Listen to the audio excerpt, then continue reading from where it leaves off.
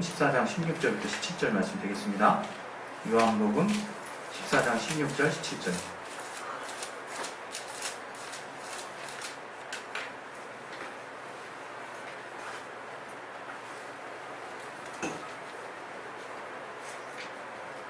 네, 우리 찾으셨으면 우리 다같이 우리 합독하도록 하겠습니다. 시작. 내가 아버지께 구하겠으니 그가 또 다른 보혜사를 너희에게 주사 영원토록 너희와 함께 있게 하시리니 저는 진리의 영이라. 세상은 이미 저를 받지 못하나니 이는 저를 보지도 못하고 알지도 못함이라. 그러나 너희는 저를 아나니 저는 너희와 함께 하시며 또 너희 속에 계시겠습니다. 네. 우리 이 말씀을 놓고 하나님이 오늘 내게 깨닫게 하시는 말씀 들을 수 있도록 하나님이 도와달라고 우리 자기 영혼을 놓고 시간 짧게 기도하겠습니다. 하나님 아버지, 우리에게 말씀에 정말 감동되게 도와주시옵소서. 하나님의 말씀으로 받을 수 있도록 도와주시옵소서. 아버지 성령 충만하게 주시고 하나님의 말씀 가운데 깨달을 수 있도록 도와주시옵소서. 주님이 알게 하시는 그 믿음의 말씀, 생명의 말씀을 받을 수 있게 도와주시옵소서. 내게 말씀의 지혜와 지식과 능력 주시고 하나님의 말씀만을 대언할 수 있도록 도와주시옵소서. 성령 충만하게 도와주시옵소서.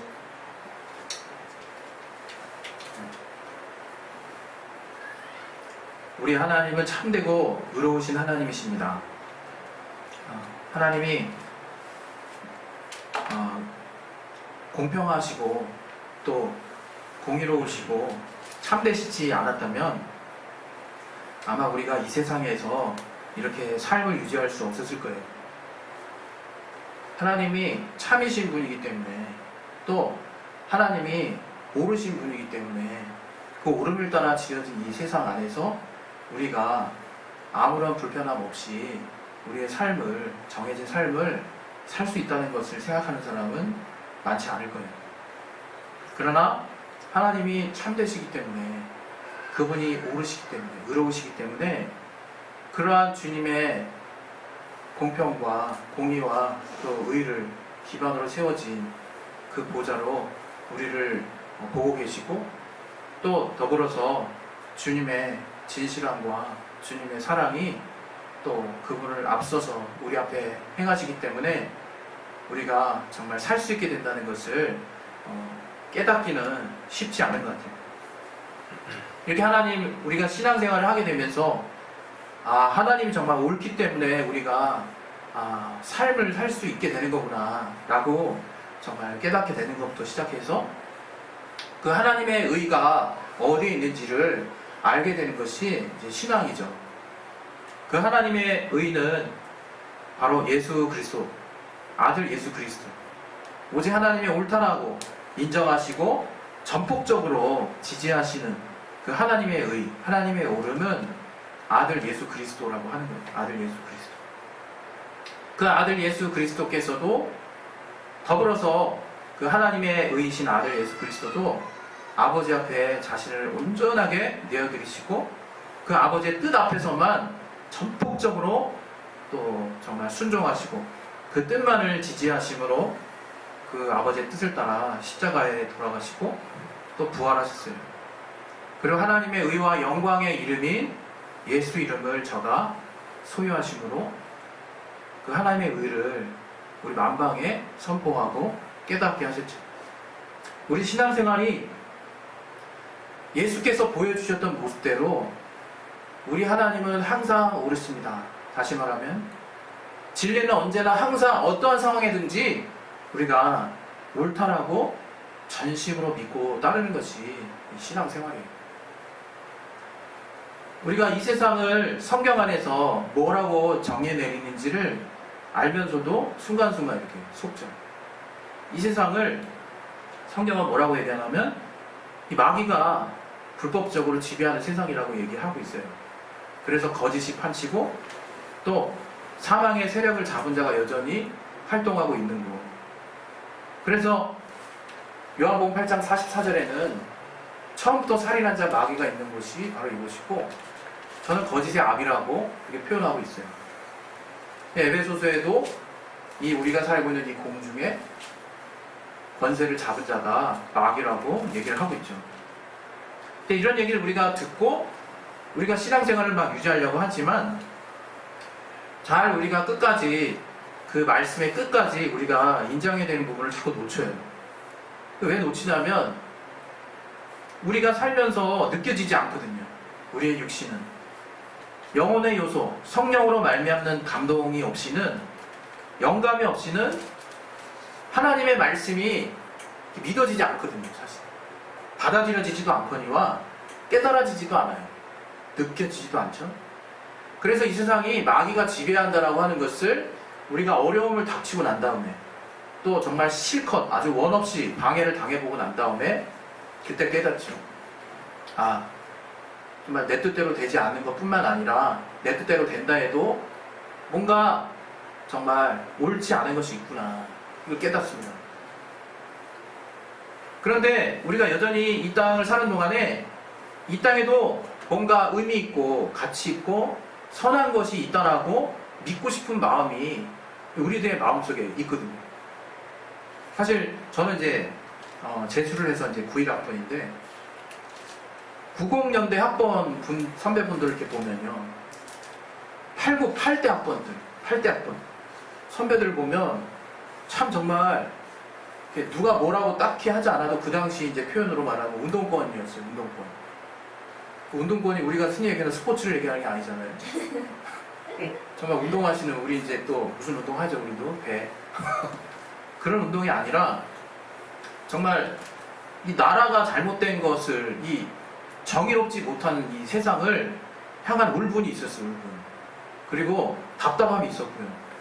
저희는 그 바로 밑에 학번이라 그 느낌을 그대로 그분들이 전달하시고 역설하시고 하는데 우리도 그 느낌이 있죠, 물론. 근데 우리 학번 때부터, 그때 학번 때부터 정확히 말하면 1대 학번으로 넘어가기 시작하면서 자기 개인주의적인 삶을 더 중요하게 시작하는 그런 세대로 넘어가기 시작하거든요. 그래서 특별한 학과, 어떤 좀 역사의식이나 정치외교나 그런 좀 약간 세상을 더 이렇게 향해서 정말 이렇게 신경을 써야 되는 학과들 제외하고는 나머지 학과들은 다 좀 약간 자기 삶을 추구하는 쪽으로, 좀 이성적인 생각하는 쪽으로 많이 바뀌었어요. 그러나 그 8대 학번들 선배들 얘기를 들어보면 우리가 여기서 지금 이렇게 사는 것이 옳으냐, 이런 얘기들을 이렇게 술 마시면서 그런 얘기를 막 하시거든요. 그러면 그때 학번들, 좀 저를 포함해서 제 밑에 있는 학번들은 뭐 어떻게 한다고, 그래서 어떻게 하자고요, 이런 말을 생각한 적도 있고. 그런데 정말 그 시대의 사람들, 그 시대의 그 어른들, 또 청년들은 열정이라고 하는 요소를, 그 사회 정의, 사회가 옳지 못한 것에 다 쏟아놓고 싶을 정도로 그 마음의 울분과 이렇게 억압이 있었던 것 같아요. 그건 뭡니까? 그건 저들이 분명히 옳고 그름을 판별할 수 있는 기준이 있다는 거죠. 이건 옳지 않은데 왜 이렇게 가고 있을까? 너무 그것에 대한 울분이 있는 거예요. 울분이. 이 세상은요, 그런 참을 가려내고자 하는 열정으로 가득 차 있다고 저는 생각해요. 우리 저기 그런 생각 못했지만 혹시 여러분 참외가 어디서 나오는 건지 아십니까? 참외가 참오이라는 뜻이에요. 참오이. 물론 아시는 분들 많이 있겠지만 저는 참외랑 오이랑 연관해서 생각해 본 적이 없었거든요. 불과 몇 년 전까지. 근데 오이는 오이고 참오이는 참오이라는 얘기더라고요. 참외. 우리나라 전통 그 오이가 참외라고 하는 거예요. 그래서 우리 옛날 어르신들이 이렇게 시 쓸 때 외가 열렸도다 뭐 이런 거 쓰는 그런 그 시가 있는데 거기 외는 참외를 말해요. 참외. 어쨌든 이 세상에서도 참을 가려요. 참을. 여러분 요즘에는 여러분 개구리잡이 같은 거 많이 안 해보시죠? 제가 이제 지난주에 개구리잡이를 했다는 어떤 친구의 말을 들었는데 참개구리가 있어요. 참개구리. 이 참개구리는요, 무늬가 그렇게 호화스럽지도 않은데 얘는 정말 참개구리다 이런 느낌이 들만한 전통적인 문양을 갖고 있어요. 어떻게 표현하기 어려워. 근데 딱 잡으면 뭔가 개구리 잡는 맛이 나. 근데 전혀 이렇게 약간 좀 삐꾸라고 얘기해야 될까요? 이 이상한 개구리지, 무당개구리니 도개구리니 이렇게 호화찬란하면서 왠지 좀 빈약해 보이고. 그래서 이 우리나라에 이렇게 참이라고 써진 용어를 붙인 참깨라든가 것들 딱 보면요, 저들 나름대로도 뭔가 좀 적절하고 이것이 그래도 이 분류 중에는 그래도 원형이라고 할 수 있는, 따라갈 수 있는, 가장 본이 될 수 있는 어떤 품종이나 종류들을 그 앞에다가 다 참을 붙였더라고요. 물론 요즘에는 웰빙이 하도 그냥 인기가 있어가지고 들깨라든가 약간 참에 속하는 게 이제 지나치게 과다하게 뭔가 풍부하게 섭취되는 부분 때문에 약간 좀 배제하는 경향도 있지만, 그런 뭔가 우리 인간의 삶 속에서도 비단 우리의 어떤 사상이나 생각뿐만 아니라 모든 삶을 살아가는 영역에 있어서도 참을 가려내고자 하는 그 분별력이, 분별심이 있다 이거예요. 우리 안에 그 참을 향한 열망이 있거든요, 열망. 그런데 우리가 신앙생활을 할 때 이 분별력을 이제 잃으면 안 되는 거예요. 잃으면 이 참을 향한 열망. 우리가 말씀을 보고 우리 하나님 앞에 기도할 때 하나님이 내 편 돼 주시기를 원하죠. 내 편. 우리 이제 결혼하시거나 이제 연애하시면 알겠지만 자기 편 안 들어주는 그 남자친구는 역적이에요. 역적. 그러니까 이 편을 잘 들어줘야 되거든. 그 적절한 시점에서. 그런데 그 편을 안 들어주면 굉장히 화를 내죠. 근데 어떻게 보면 우리가 신앙을 가지면서도 참 하나님께 그런 마음을 되게 이렇게 매 순간 표현할 때가 많은 것 같아요. 하나님이 내 아버지라고 그러면서 내 편 좀 들어주시면 어디, 이게 뭐 그리 크게 문제되는 것도 아닌 것 같은데 왜 정말 이런 매 순간마다 내 편을 안 들어주실까? 이런 섭섭함들이 신앙생활 하다 보면 있거든요. 그게 전 사람마다 이렇게 표현이 다를 뿐이지 다 있다고 생각해요. 어떤 사람은 거창하게 내가 주님의 뜻 앞에 굴복하지 못했습니다 라고 하면서 이렇게 고백하고 기도할지 몰라요. 또 어떤 사람은 하나님 왜 정말 안 들어주신가 하지만 제가 힘들지만 한번 내가 순종해 볼게요 하고 굉장히 친근하게 고백하는 모습일지 모르겠어요. 그러나 그 내면에는 왜 하나님이 내 편 들어주시지 않을까, 이런 어떤 답답함이 있지 않겠습니까? 내가 하나님의 자녀, 나를 사랑하신다고 하는데.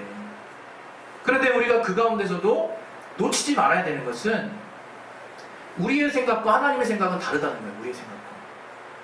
그 이사야서 55장 한번 볼게요. 이사야서 55장에 이런 말씀이 있어요. 우리 잘 아는 말씀이기도 하죠. 8절 9절에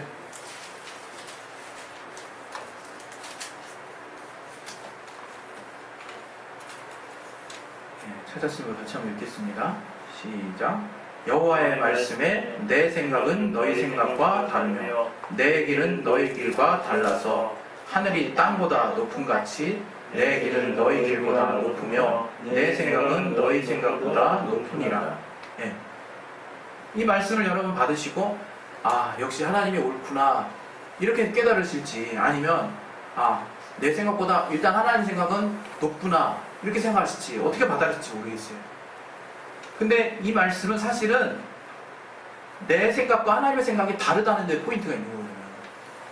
항상 우리의 생각과 하나님의 생각이 다르다는 것을 사실 인정하고 들어온 게 신앙이에요. 인정하고.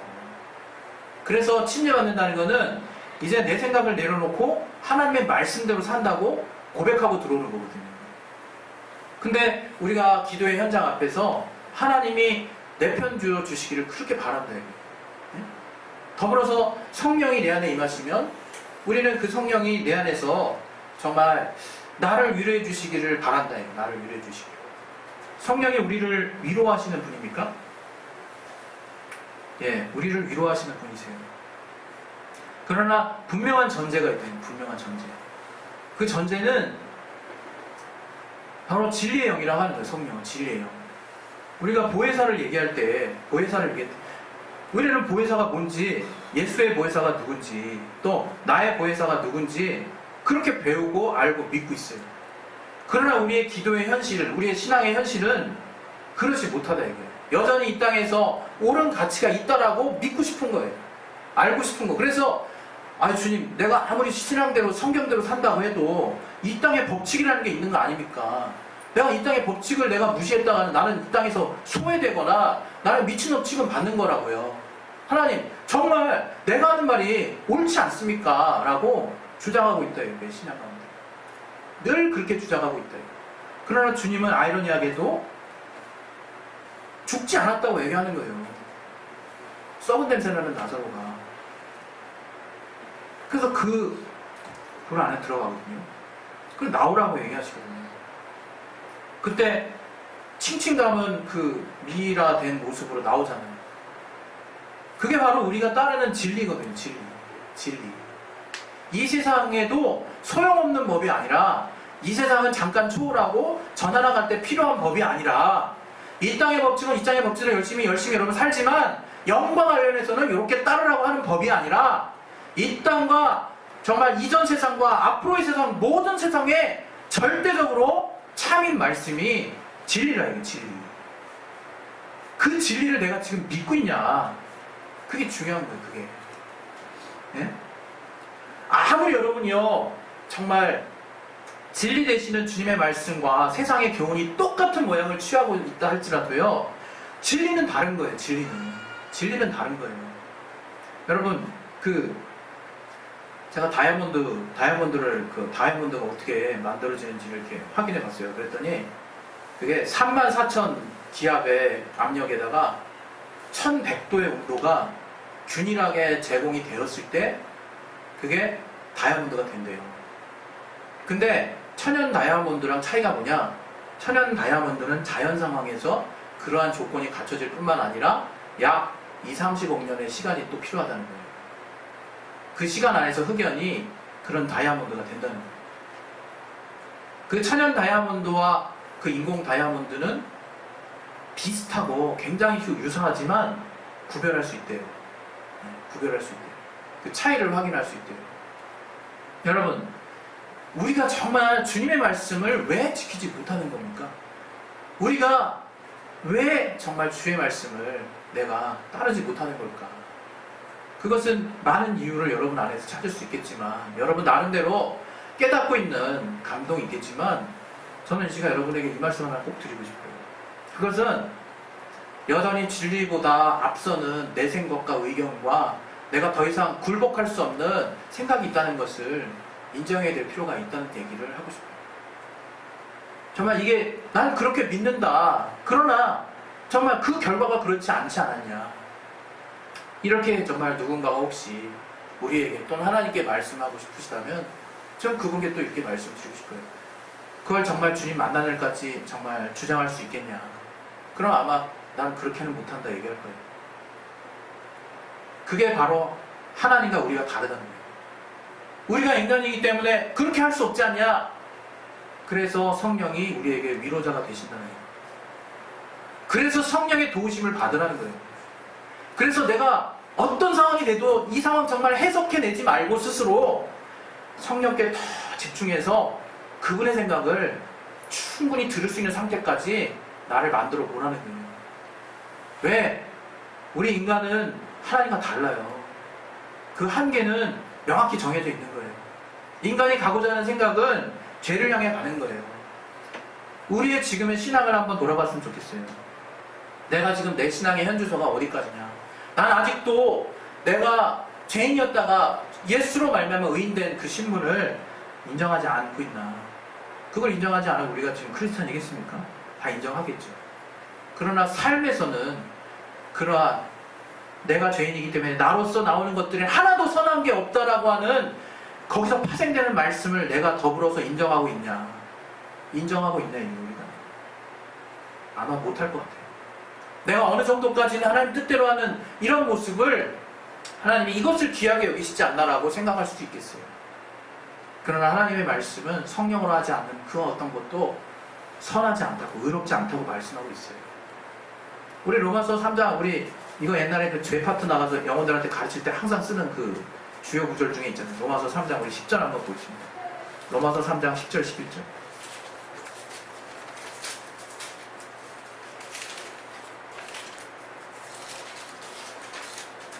네, 한번 읽어보겠습니다.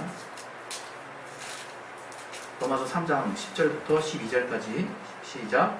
기록한 바 의인은 없나니 하나도 없으며 깨닫는 자도 없고 하나님을 찾는 자도 없고 다 치우쳐 한 가지로 무익하게 되고 선을 행하는 자는 없나니 하나도 없도다. 아, 이거는 예수 믿지 않는 자죠. 이렇게 여러분 지금 말하고 싶지는 않죠. 이게 인간이라는 거예요. 이게 사람의 현실이라는 거예요.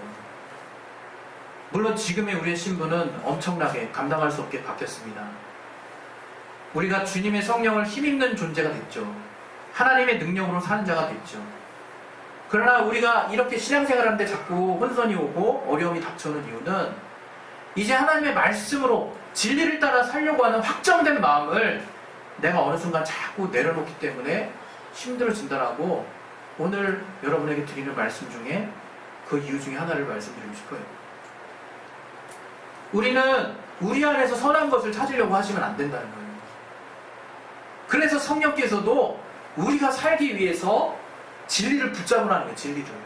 말씀을 붙잡으라는 거예요. 주님의 생명을 붙잡으라는 거죠. 그랬을 때 성령은 우리에게 위로자가 되십니다. 우리에게 어떤 상황에서도 위경 극복하게 하세요. 어떤 사람은 그런 얘기를 그렇게 파악해요. 야, 내가 결국 주님 편 돼야 주님이 나를 도우신다는 거네. 참, 한계를 어떻게 같은 말을 들어도 계속 똑같이 들어요. 어떤 말을 들어도 그렇게 연결돼요. 어떤 말을 들어도. 참 신기해요. 왜 그럴까? 어떤 오해가 있나 보죠. 삶 가운데. 믿지 못하는, 마지막 순간 믿지 못하는, 그래서 배신을 크게 당한 경험이 있나 보죠.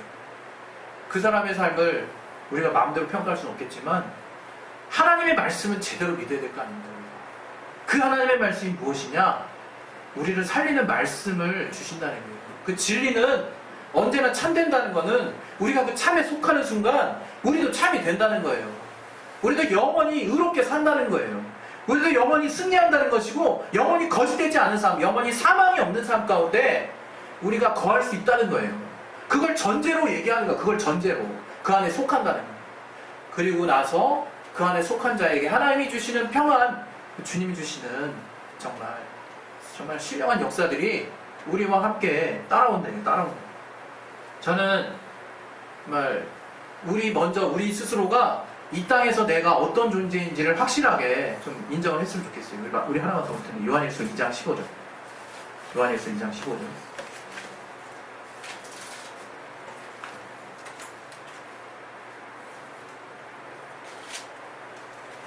요한일서 2장 15절 16절 같이 읽겠습니다.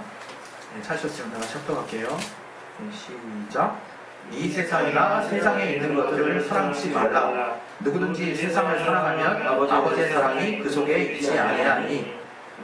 세상에 있는 모든 것이 육신의 정욕과 이생의 자랑이니 다 아버지께로 쫓아 온 것이 아니요 세상으로 쫓아 온 것이라. 예. 이러한 모든 이 세상에 속한 것은 다 지나가고 오직 하나님의 뜻을 행하는 자만 영원히 구하답니다고 말을 하고 있어요. 요한이. 우리 그거 너무 알죠.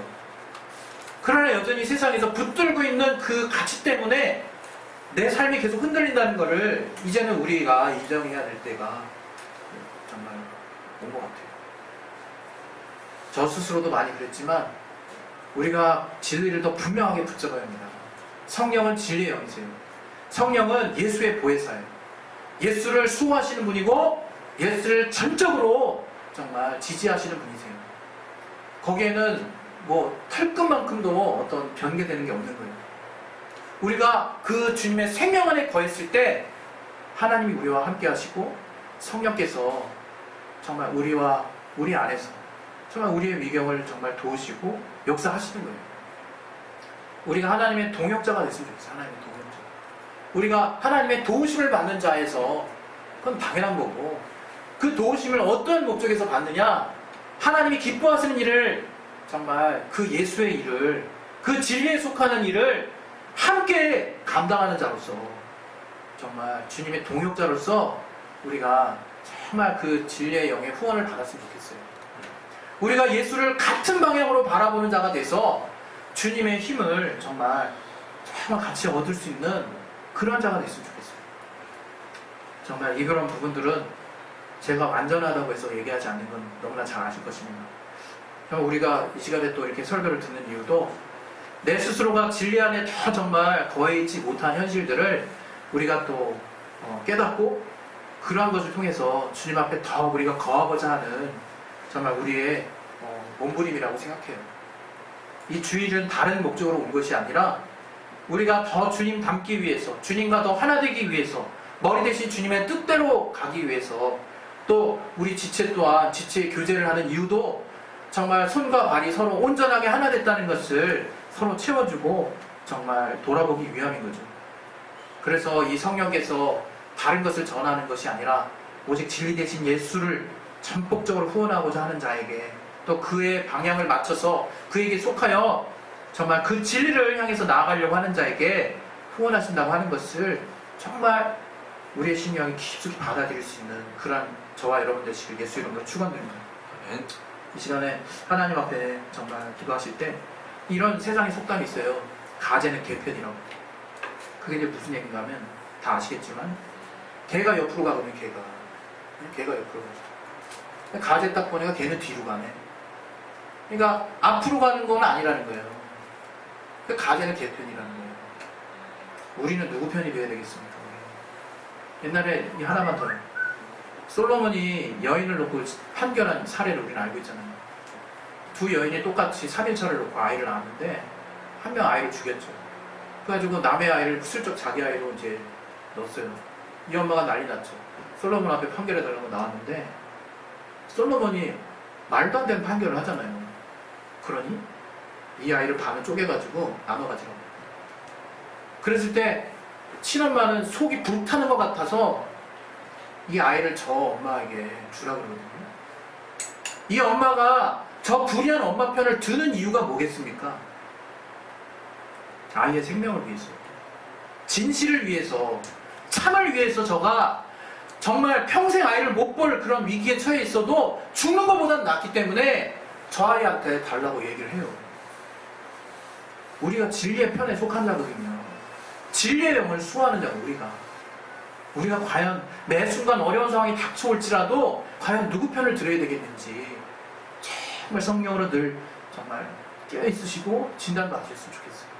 우리 시간에 기도하실 겁니다. 기도하실 때 하나님, 나는 주님의 편입니다. 내가 비록 내 행위로 주님의 편임을 내가 완전하게 지지할 수 없는 연약한 인간일지라도 내가 성령께 구하고 진리의 영이신 성령의 도우심을 따라서 내가 주님을 전폭적으로 지지하는 자의 그 생명의 편에 내가 속하겠습니다. 내 땅에 황당한 일을 당할지라도 그 진리를 향해 나아가는 편에 내가 속하겠습니다. 아버지, 나를 도와주시고 내 생명을 보존해 주시옵소서. 우리 시간에 예수의 한번 하시고 정말 자신의 믿음을 주님 앞에 보이시고 하나님 앞에 기도하도록 하겠습니다. 예수여, 하나님 아버지, 우리가 주님 앞에 나아갈 때 매 순간 얼마나 부족합니까? 때로는 내 앞에 보이는 환경밖에 보이지 않아서 정말 이거 풀려지지 않으면 내가 절대 이루지 않겠다고 암탈도 부려보고 고집도 부려보지만 결국 주님이 나를 향하신 그 말씀은 내 생명을 위한 말씀이요